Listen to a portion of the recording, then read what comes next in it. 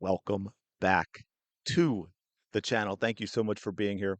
Truly appreciate all your support. Hope everyone's having a fantastic day, uncensored and unafraid. Although I've been hearing some rumblings lately that the Indiana Fever have been going after independent content creators in order to shut them up, to limit their accounts on X and demonetize and erase their accounts on YouTube because they don't like the truth getting out. They don't like the fact that the dark side is letting everyone know who and what the Indiana Fever organization really is. And they are in a bit of a panic. And that, of course, is all thanks to all of you, the 19. Shout out, y'all. Quick favor, like, comment down below, which you can't do until you hear what I have to say, but be ready for it. You can do the like now. I trust that you trust it's going to be worth it. Make sure you are subscribed. If you haven't already, subscribe as well. So let's get into this. We have the Three Stooges from The Athletic discussing Caitlin Clark with one of the most amusing takes I may ever have heard. You know what? I take that back. I'm not going to say the Three Stooges. I like the Three Stooges. The Three Stooges are funny. The Three Stooges were intelligent in the way they went about being funny. There's no intelligence and no funny here. So I'm going to have to come up with a different name, I guess. But we're going to take a listen anyway. So listen to this. We've got about, let me see, about 40, 45 seconds of deep, thoughtful insight and analysis with regard to Caitlin Clark and the Indiana Fever. I don't know if it's going to be Caitlin doing it for Caitlin. I think an external event has to happen. Raven Johnson starts, right? Oh my God. Can you imagine? I literally the- cannot. I But that's what I'm literally saying. cannot But imagine.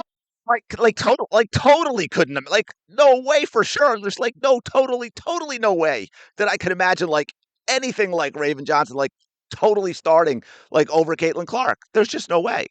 Caitlin getting back. Raven Johnson is only entering the starting lineup if it comes at the expense of Lexi Hall. Like that's the only way this is happening. I feel you. I'm just giving you an example of like a canon type event that would need to occur for Caitlin to like be like, oh, I am not the birthday, as the kids would say these days. I am not the main event. I am a member of a team. And it's just This is some of the most insane, unhinged gibberish that I've ever heard. And again, once again, it's The Athletic. The Athletic is a garbage institution when it comes to sports coverage. They are terrible in every way, shape, or form. I covered a lot of this for football. I won't go into it too much, but if any of you know about the whole Diana Russini, NFL reporter, Mike Vrabel, uh, NFL coach, both married, both with kids, having an affair for what seems to be about 6 years now. Diana Russini using her job as an NFL reporter to try and force a trade to Mike Vrabel for a player that he wanted and to devalue him so they could get a good deal. That trade ended up happening, by the way. Of course, Diana is ended up, I think she resigned. I think it was one of those, hey, resign or we're going to fire you. And The Athletic is where she worked. And of course, when it first came out and broke, they were like, oh, we stand by Diana, that she's wonderful, blah, blah, blah. But anyway, so, that's The Athletic. But again, what this is, and I haven't gotten a chance to grab all of them. I really wanted to take all of these examples and put it all together to line them all up and show you. But this, once again, because I have done a couple separately in different videos, is an example of a coordinated media smear campaign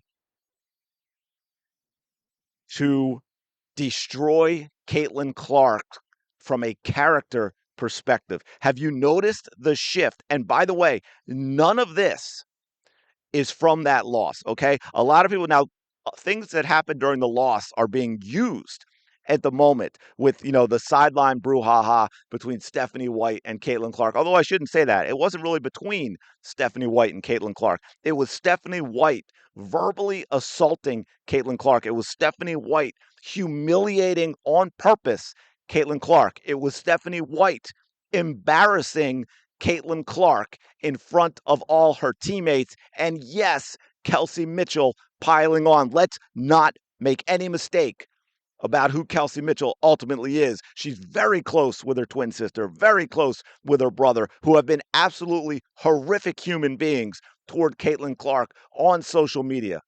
If Kelsey Mitchell did not agree with those things, they would not continue to happen. Because if you are that close with a family member and they do that stuff about a teammate of yours when you're playing professional basketball, you make it very clear to them, no, not again. You ain't going to do it. That's a problem for me. And it stops. The fact that it hasn't stopped tells me Kelsey Mitchell endorses those positions. I'm sorry. I know I'm probably going to get a bunch of unsubs now for going at Kelsey Mitchell like that, but facts are facts. The truth is the truth. And that is simply the way it is. And if you notice, what this all goes back to, folks, is not the Fire loss. It goes back to the Valkyries win, or I should say the Fever win over the Valkyries. Okay, after Caitlin Clark missed that game, she came back out. She was fired up. We talked about it a lot. That was the first time in a long time that we saw the Caitlin Clark. Caitlin Clark truly being Caitlin Clark, running her offense, going at the opposing teams, talking trash, being aggressive, getting the crowd fired up, going after the officials. Because let me explain this as someone who has been in that position at a lower level. Sometimes players use that to get themselves going. I have done it. I get it. All of you have ever played sports enough. You ever hear that expression that, they came out flat? Sometimes it's an individual player one night, sometimes it's a team, and they just can't seem to get going. And if you're that player, because I've been there, where you just get out on the court and it almost feels like you're in mud or quicksand. You're going through slow motion. You can't even seem to break a sweat. It's just something is off, and it's something you can't even really explain because you're like, your effort's there, but it just doesn't feel right, and things aren't going your way.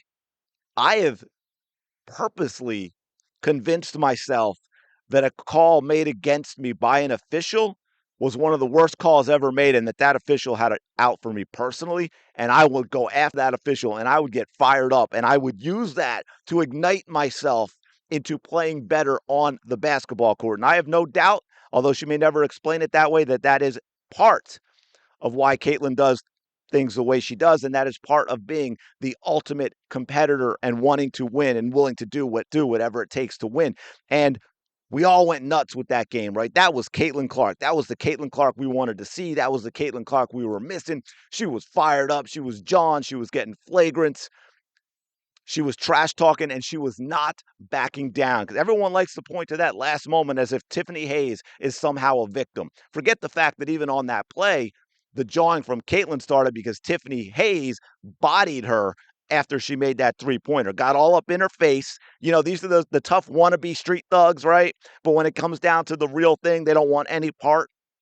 See that a lot in the NBA. If you go back and watch film NBA players, some of the fights, they're like, come on, man, my sixth grader that I coach could beat your butt the way you try and fight. You may talk tough, you may be an athlete, but please do not get into it like that.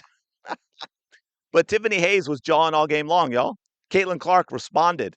And again, I don't have a problem with Tiffany Hayes jawing. Let's be very clear about that. I'm not picking a side in that.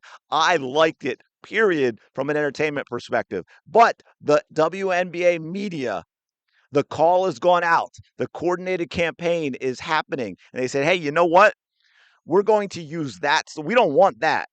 We don't want to see that anymore, because Caitlin Clark like that is the Caitlin Clark that is going to dominate and destroy and embarrass the WNBA, that we cannot help but give her the unanimous MVP, and we will not tolerate that. The Indiana Fever are not going to allow Caitlin Clark to win MVP. I'm not sure they're going to allow her to make the All-Star game at this point. Because, I know everyone go, oh, well, the fans.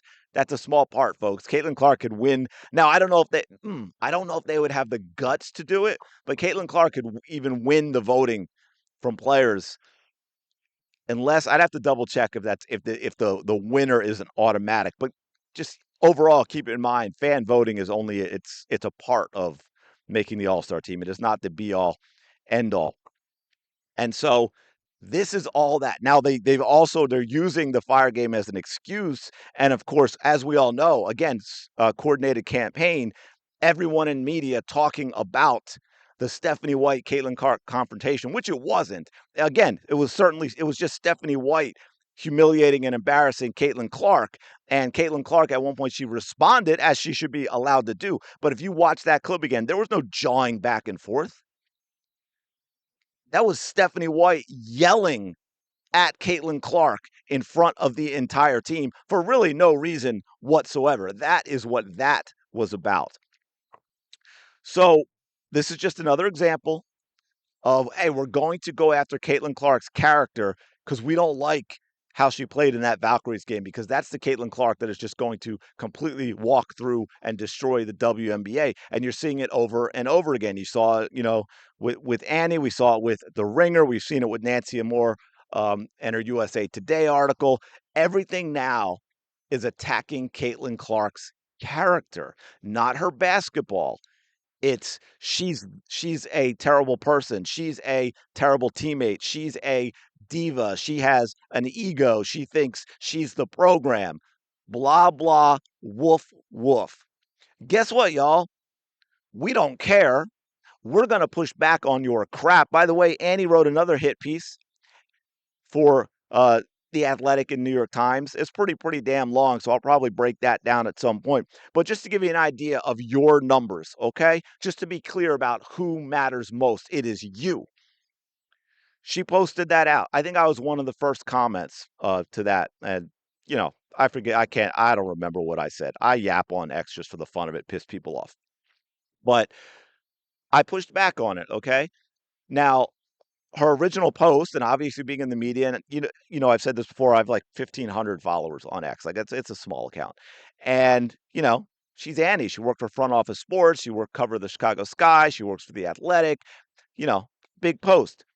My comment on maybe like 5%, my comment has probably like 5% of the views of the main post, which is typical, by the way. And yet my comment has more likes than Annie's original post. The numbers, we have them. You have them. We have the power in the WNBA, not the WNBA media, not the Indiana Fever. They do not, they are terrified of all of you. They are terrified of all of you walking away. They're trying to figure out, how do we destroy Caitlin Clark? Now they're thinking maybe we go after her character and keep enough of her fans watching the rest of the league. Kind of a bizarre situation they put themselves in. But anyway, so here was the next one. Hey, let's start Raven Johnson. If Raven Johnson starts in front of anyone, it should be Kelsey Mitchell, because Kelsey Mitchell has been an absolute disaster this season. She is the worst defender on the team. Her offense is nowhere near good enough to make up for her defense. She is a net negative for the Indiana Fever.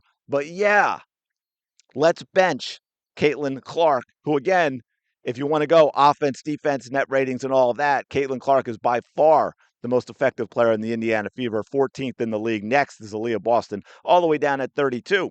By the way, I'll just close with this. Last practice, guess what they did for the first time ever? A little pick and roll action. We'll see if that comes. Maybe Caitlin Clark submitting and giving her hostage speech about how wonderful Stephanie White is going to allow a little pick and roll action. That might be how they're working it as they try and break Caitlin Clark. Let me know your thoughts in the comments below. Like, comment, subscribe. Y'all know the drill. I will talk to you later.